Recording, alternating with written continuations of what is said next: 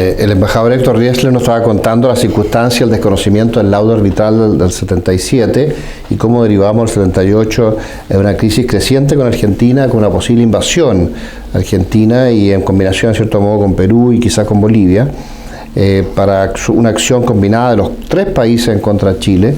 Y le estábamos preguntando cómo fue esa evolución y el rol tan decisivo que él tuvo a fin del 78 en detener esta guerra en momentos muy oportunos.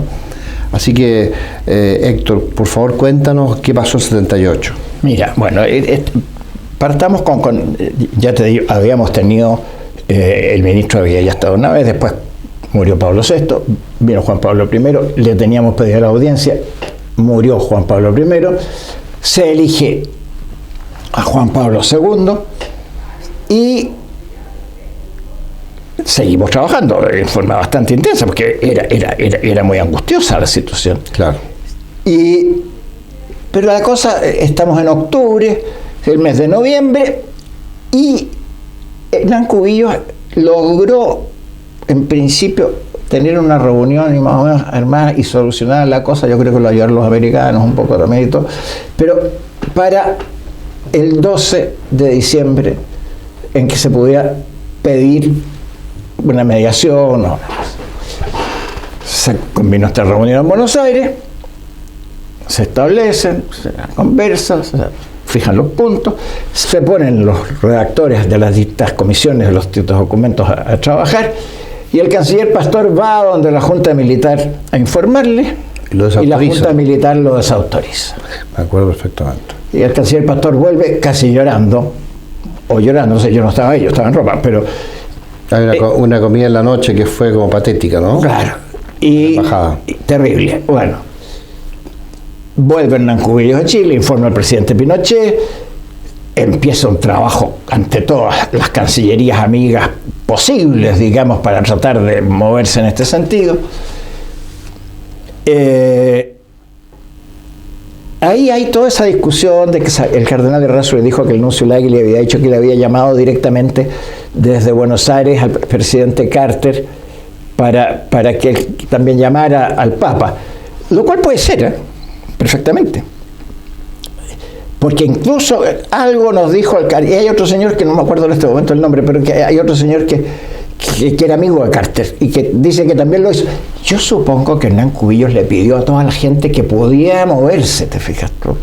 Y a Lagui quizás se lo haya pedido Harper en Buenos Aires, no lo sé, ¿me entiendes tú? Pero o fue iniciativa de él. Pero, el embajador Sergio López Harper, claro, que era el embajador de Chile. Claro. Puede haber sido él o puede haber sido iniciativa de Lagui, porque era un nombre decidido. Claro. Puede ser. El nuncio. O sea, yo el nuncio no, que había sido nuncio en Washington. Era el nuncio en Buenos Aires en ese momento. En ese momento. Sí. Y entonces es perfectamente posible. De hecho, Casaroli nos dijo el día en que nos ofrecieron la misión de paz que había habido una comunicación más de la Casa Blanca que del Departamento de Estado. No dijo más que eso. Pidiendo una moratoria. Bueno, pero aquí la Santa Sede hizo bastante más que la moratoria. Ahí está la parte en que intervengo yo. A ver, del 22 menos 7 del 15 sería, viernes 15 yo creo que era.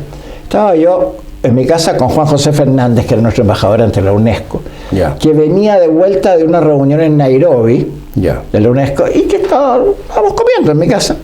Sobre el teléfono, Hernán Cubillos, el canciller, con una voz entre preocupación y no sé qué, y tensión, y me dice: tienes una semana para meter al Papa entre ellos y nosotros, o hay guerra. La reacción mía fue decirle un poco: bueno, muy bien, lo haré, un poquito tarde el encargo exclusivo, pero igual ya estaba trabajando, pero fíjate que te lo digan una semana antes así es fuerte. Bueno, total que íbamos a salir no estábamos comiendo, estábamos antes de comer porque íbamos a salir con Juan José a comer. Bueno, se acabó la salida a comer, llamé al arzobispo Casaroli, que estaba en su casa, ya no estaba en la oficina, me dijo: sí, voy a decirle a la Guardia Suiza que le abra la reja, venga para acá nomás. ¿Y tú lo fuiste esa misma noche? Esa misma noche. Ya. Y el diablo siempre mete a la cola. La única vez que mi auto, que era muy bueno, se quedó parado a mitad de camino fue esa. Una pana, mira. Un fusible. Ya. ¿Ya? Pero estábamos cerca, o sea que terminamos caminando, no ningún problema. Bueno, y le expliqué a Casaroli todo esto. Y lo noté muy preocupado. Y me decía, sí, yo entiendo, habría que hacer algo, pero no se me ocurre qué. Pero lo noté que estaba medio incómodo. Y para él era difícil. Sí. Hay que ser comprensivo también con la contraparte. ¿Por qué? Porque para Casaroli esto era un riesgo de fracaso. Y para la Santa Sede no es bueno fracasar entre dos países católicos. Dos países católicos.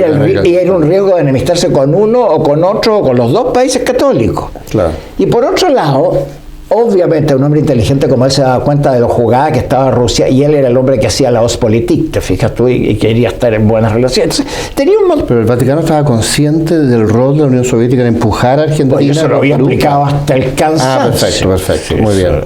Siempre. Entonces, pero él estaba, lo vi yo que estaba enredado. Bueno, seguí visitando gente todos los días. Me acuerdo que en tu historia tú contabas que fue muy decisivo el cardenal Martínez. Martínez Somalo. Sí. Cuéntanos sobre eso, qué interesante. Voy a explicar. Yo esto seguí. Y no progresaba, pero no había decisión, digamos. Ya. Entonces ya para el día jueves, ahora te digo el esquema. Para hablar con Casaroli, yo creo que es el mismo todavía. Tú tenías que pedir audiencia y te la daban más rápido o más lento según la urgencia de la cosa. En cambio, el sustituto, que es un hombre que tiene una carga de trabajo monstruosa, por lo mismo que te había dicho antes, recibía los jueves y los sábados, en las mañanas, por orden de llegada. Ya. Entonces yo me fui el jueves, dije, aquí lo único que puede salvar esto es la decisión personal del Papa. Y para llegar al Papa, visto que Casaroli estaba dudoso, había que llegar por otro camino. Y además por un camino que fuera muy directo. Ya. ¿Cierto? ¿Cuál era el hombre? El sustituto. Ve el Papa acá.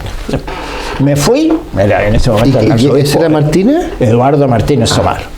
¿Él era español? Español, riojano, de La Rioja. Mira, castellano, digamos. Claro, castellana vieja casi hacia Álava, ya, ¿no es cierto? La Rioja es el lado ahí, claro, los buenos vinos. Bueno, sí, claro. Entonces, bueno, y entonces lo voy a ver y le dije, Excelencia,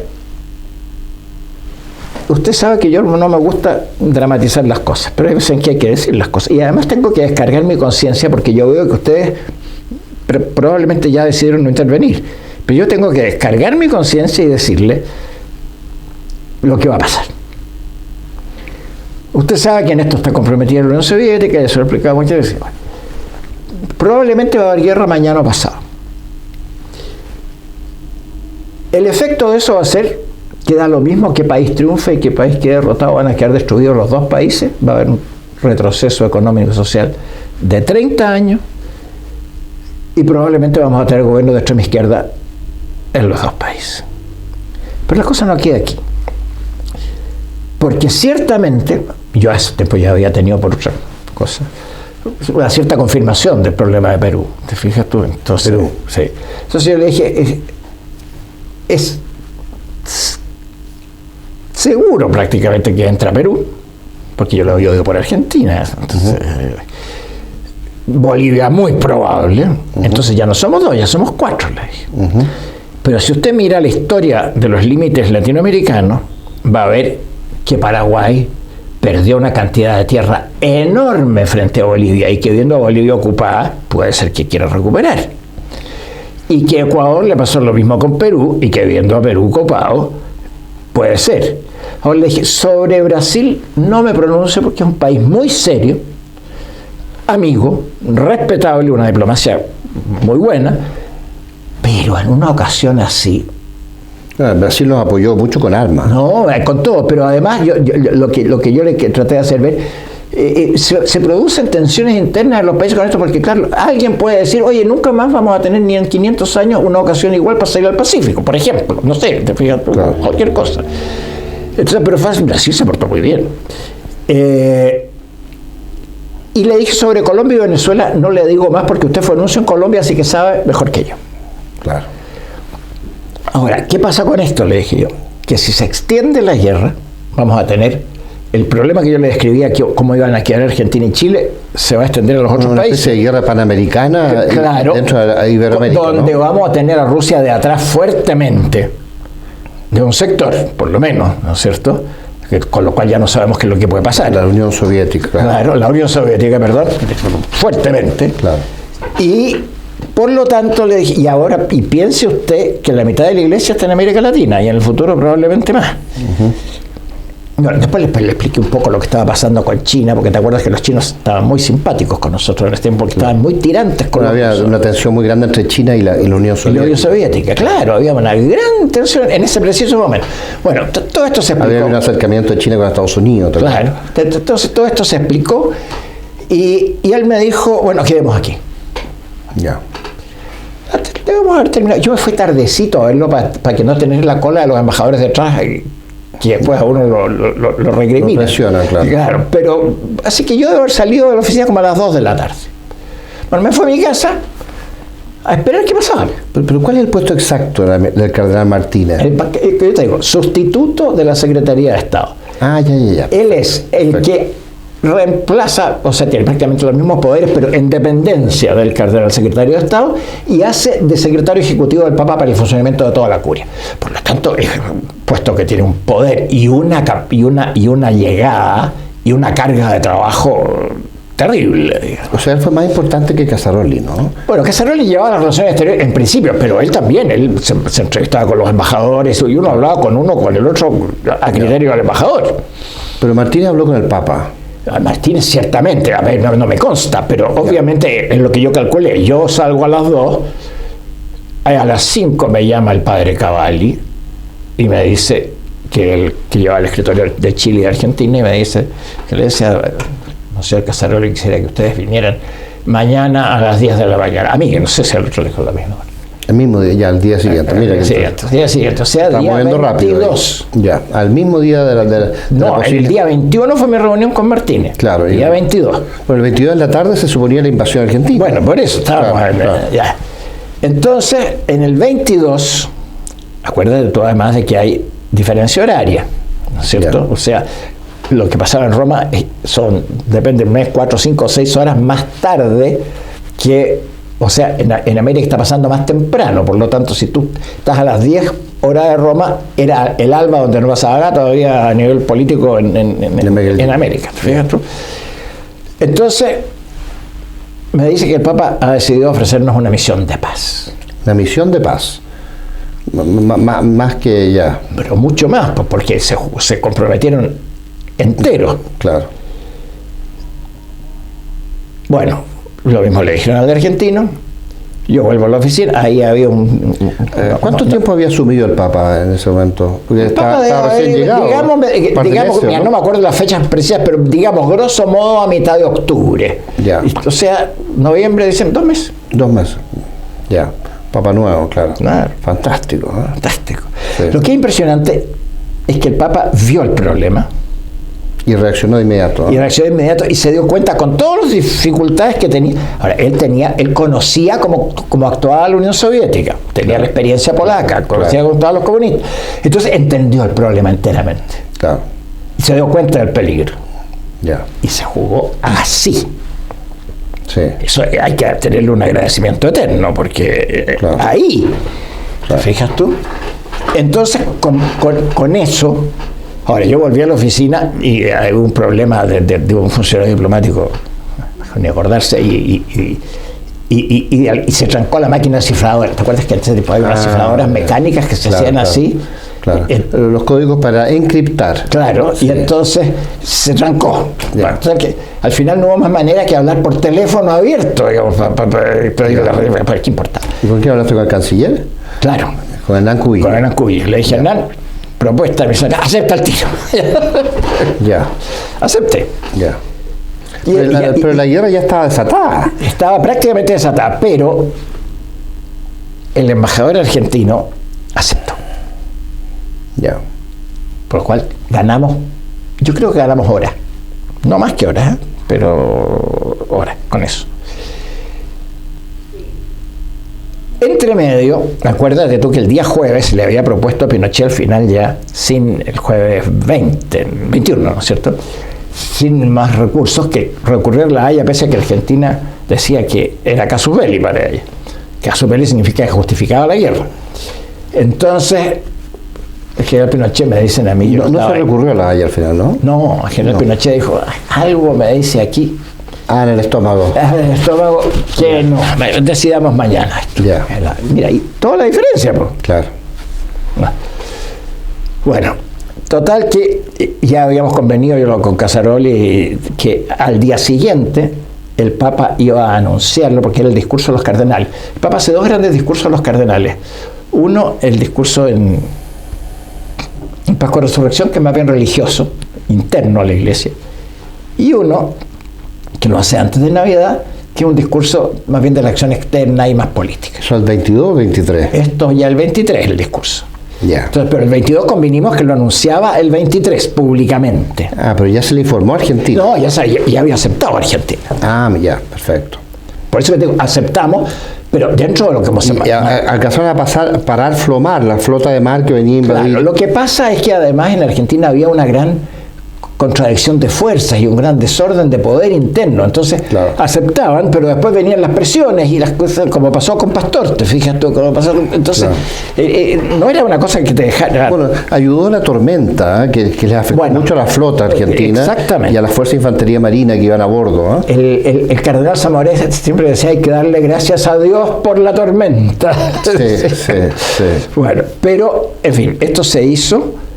El Papa lo anunció, pero entre medio, como tú dices, vino la tormenta, y muchos almirantes dicen de que los argentinos también estaban muy asustados frente al despliegue de la Marina chilena. Entonces, todo juega. Yo no puedo saber qué fue más decisivo, si fue una cosa, la tormenta. Ellos pensaban hacer una sorpresa táctica y se encontraron con toda la flota chilena desplegada al frente. Y ordenada. Y en posición de avanzar al ataque. Claro. Entonces, sin timidez. Claro. Entonces ahí hay que ponderar muchas cosas. Pero eso nos dio tiempo. Sí. Bueno, después de eso nombraron el mismo día 23 al cardenal Zamoré. Yo lo fui a ver inmediatamente y fue divertido porque le expliqué dos cosas y me dijo: señor embajador, antes que a otras cosas, dos preguntas muy concretas. Muy bien, Eminencia. La primera, sé muy bien quién manda en Chile. ¿Quién manda en Argentina? Claro, era más complicado. Y entonces yo le dije: mire, Eminencia, usted la trataba, pero era la Junta, ¿no? Bueno, va a tener que tratar con un parlamento de uniforme que no tiene miembros fijos y que no tiene quórum y que no mínimo y que no tiene reglamento. Es lo que me temía. Bueno. Sí, claro. Segunda pregunta. ¿Cómo es que me lo dijo? El primer avión va a Buenos Aires. Y es Aerolíneas Argentinas. ¿No le molesta eso a Chile? Por ningún motivo, si el peligro viene de allá y no de nosotros. Así que usted allá es mejor que estuviera en Chile, váyase, pero en el primer avión. A Buenos Aires. Claro. Entonces me dijo: no alcanzo a pasar Navidad con mi hermana. No. Eminencia, yo creo que no. No sé si al final. Ahora, el presidente de Argentina colaboró porque el general Videla quiso parar la guerra. Sí, él quería parar la guerra. Era la Junta la que quería la guerra. Era la Junta. Sí, claro. Sí. Entonces, tan maltratado que fue después el general Videla hasta su muerte. Las injusticias han sido horribles. ¿No? Pero en todo caso, con eso logramos, entre la acción del Papa, que nos dio tiempo, la tormenta, y ya que llegaba el cardenal y que se dio la cosa, se empezó a desgranar, ¿te fijas tú? Sí. Y yo me acuerdo que después, ya cuando todo había pasado, yo tenía una prima muy unida conmigo, que ya murió, cuyo marido era un alto oficial muy importante. Y yo no se puede decir quién es, ¿no? No, entonces prefiero no. no. Ya. Pero yo le dije: bueno, oye, ahora que ya pasó todo, ¿a cuánto estuvimos? Porque el cardenal Zamoré calculaba siempre 2 horas. Uh-huh. Y él me dijo: mira, por lo que toca a lo mío, 20 minutos. 20 minutos, ya. Sí. ¿Te fijas? Claro. Ahora, yo estuve trabajando en esa época en el Estado Mayor y estuve muy metido en todo este asunto. Entonces, te debo contar que a pesar de que la intervención del Vaticano y todos los esfuerzos por tratar de evitar este conflicto, Argentina se siguió preparando para la guerra paralelamente. No, pues, a lo largo de la mediación tuvimos momentos tremendos. Claro. La famosa mini mediación que hubo que hacer, ¿te acuerdas cuando Menéndez cerró la frontera? Claro. ¿Te acuerdas? Y al final lo que realmente paró el proyecto argentino de invadir Chile fue la guerra de las Malvinas, la guerra de los Falklands, en el año 82. Ahí hay otra cosa que también es curiosa, porque Sí. ellos pensaron, la Operación Rosario, ¿te acuerdas? Claro. Ellos pensaron, porque el problema argentino, tú sabes más de cosas militares que yo, pero el problema argentino es que Chile tenía mucho mejor posición naval que Argentina, ¿no es cierto? Sí. Entonces ellos pensaron que tomando Malvinas mejoraban la posición naval. Claro, les da cierta profundidad en ese sector. ¿No es cierto? Y las Georgia y las Sándwich. Por eso, Claro. el grupo. Ahora, yo creo que cometieron ahí un error diplomático tremendo y que yo se lo atribuyo al gobierno y no al embajador en Londres de la época, porque yo conozco al embajador en Londres de la época, que era Carlos Ortiz de Rosa, que era un hombre muy capaz. Así que no puede haberse equivocado hasta el punto de no haberlos advertido de los riesgos. Claro, ellos creyeron que Gran Bretaña no iba a hacer nada. Claro. Y que coincidía con el gran desarme que se produjo en Gran Bretaña en ese mismo periodo. Claro, ¿no? pero es que se atrevió la señora, pues. Claro, la Margaret Thatcher. Sí. Pero es que además hay que tomar una dimensión geopolítica también. Sí. Mira, Malvinas y todo ese grupo importan para nuestro paso, Claro. pero importan para el paso Índico-Atlántico también. Están más lejos, pero tienen una proyección. Claro. Entonces, era muy grande. Si tú lo analizas desde esa óptica, Sí. no lo iban a permitir. Y resulta que ahora ya no estaba Carter y un laborista en Inglaterra, sino que estaba Reagan en Estados Unidos y Claro. estaba Thatcher en Inglaterra. Y el Thatcher se largó. Ahora, de hecho, esto está reconocido en Argentina. Me acuerdo que incluso Camilión hablaba de un diablito que andaba a vuelta, que se había ido a Malvinas para volver a Chile, una cosa así, que fue ministro de Relaciones Exteriores, ¿sabes? Claro. El proyecto era, después de Malvinas, la vuelta para atrás en mejor posición. Claro. Ahora, cuando Malvinas fracasa, cae el gobierno.